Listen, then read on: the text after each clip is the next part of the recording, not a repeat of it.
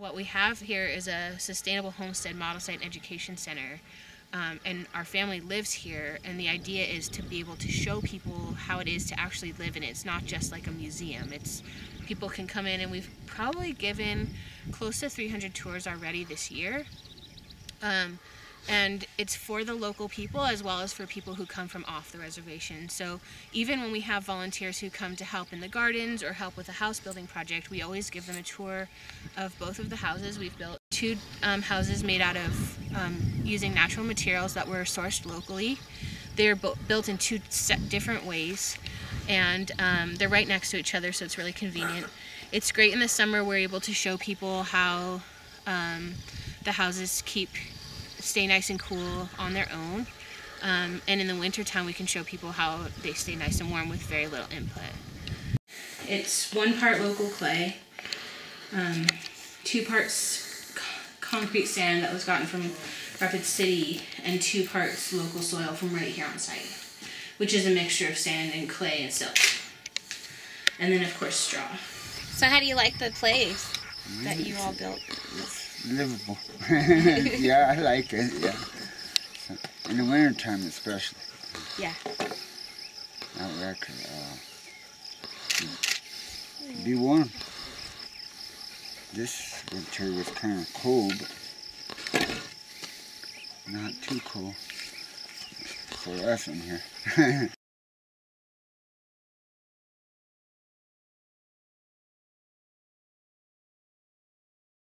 So in this orchard we have primarily apples, pears, and plums, and we have multiple varieties of each one.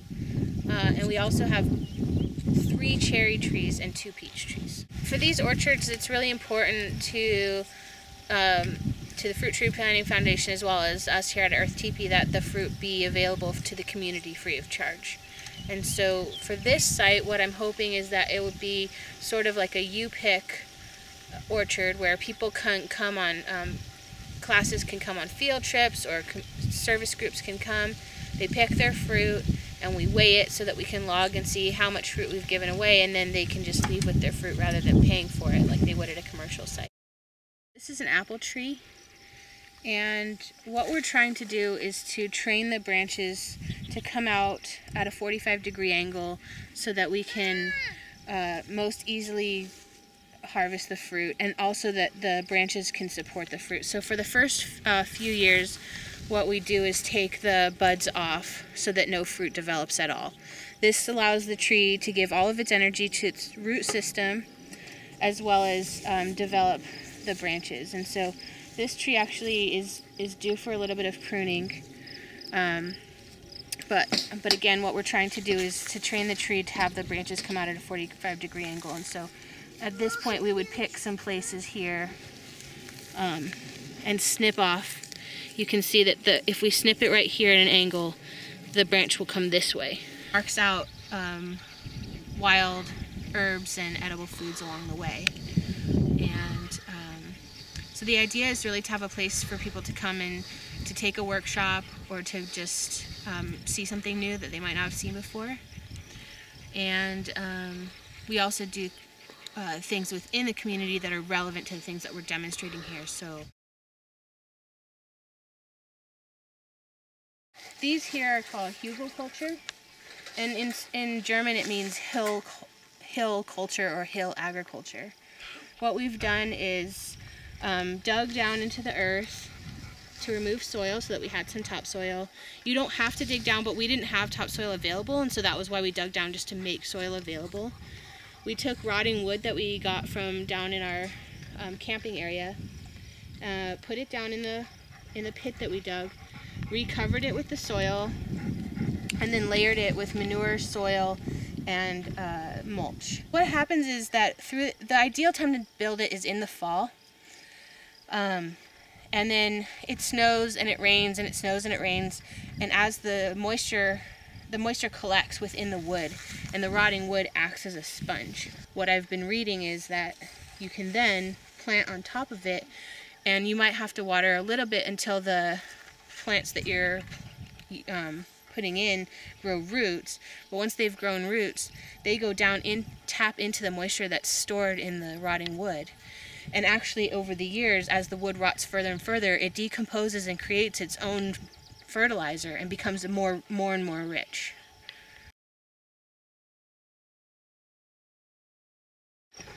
The beehive is something I would really like to turn into a business or a co-op where people can get a hive, grow their own honey, and then we can create a cooperative label that they can either use themselves or that we can market and sell it for them at like a boutique price and help create some income for people. This is a really low maintenance, low energy business. And what I've been told is roughly 12 hours of labor for roughly 50 pounds of honey, 30 to 50 pounds of honey, which could bring in a few $100s. So there's all kinds of things that can be made. The propolis can be sold, the wax can be sold, the honey can be sold, and then of course products can be made out of each of those things to sell at an even higher price if people want to manufacture their own lip balms or lotions, things like that.